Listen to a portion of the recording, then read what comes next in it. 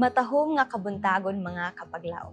Atong hisgutan nining adlaw, Pebrero 4, maong atong morning devotional nga naguluhan, ang iyang pagsustento. Ug ang atong teksto makita sa Juan 6 bersikulo 32 nga nag-ingon: Si Moises dili mao ang naghatag kaninyo ni adtong tinapay nga gikan sa langit. Ang akong amahan mao ang naghatag kaninyo sa tinuod nga tinapay nga gikan sa langit. Sa nagdako ang akong bana, adunay 8 kasakop sa iyang direkta nga pamilya. Ang iyang mga ginikanan mahigalaon kaayo. Busa kanunay adunay daghang mga nanginahanglan nga mga tawo nga naglingkod sa lamesa uban kanila. Sila dili adunahan.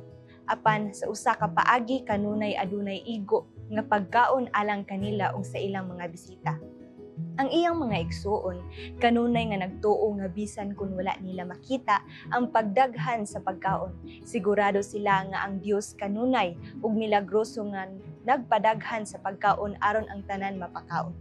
Sa iyang ibanghilyo, gitala ni Juan ang usa ka taas ug masinabuton nga pagkigsultihanay tali ni Hesus ug sa mga tawo nga naghitabo human sa pagpakaon sa 5,000. Juan 6 bersikulo 26 hangtod 58. Human sa milagroso nga pagpakaon, ang panon sa katawhan karon mihangyo kang Hesus sa paghimo og laing ilhanan aron sila motuo kaniya. Sila miingon: ang among mga ginikanan na nagpangaon sa mana didto sa kamingawan. Bersikulo 31. Ang Dios mo ang naghatag kanila sa mana, nga nagpaluyo kanila sa kamingawan, adlaw-adlaw, sulod sa kapatan katuig.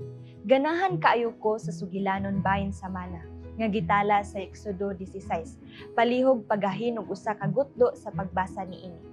Tingali ako unta ang usa sa mga nabalaka nga misulay sa pagtigom og labaw sa usa ka adlaw nga supply. Dili sigurado kung ang Dios muhatag ba alang sa sunod nga adlaw. Musalig ba ako nga mopahulay sa ikapitong adlaw nga magpasaulog sa pagkamatinumanon sa akong tigtagana ngadto sa iyang mga anak.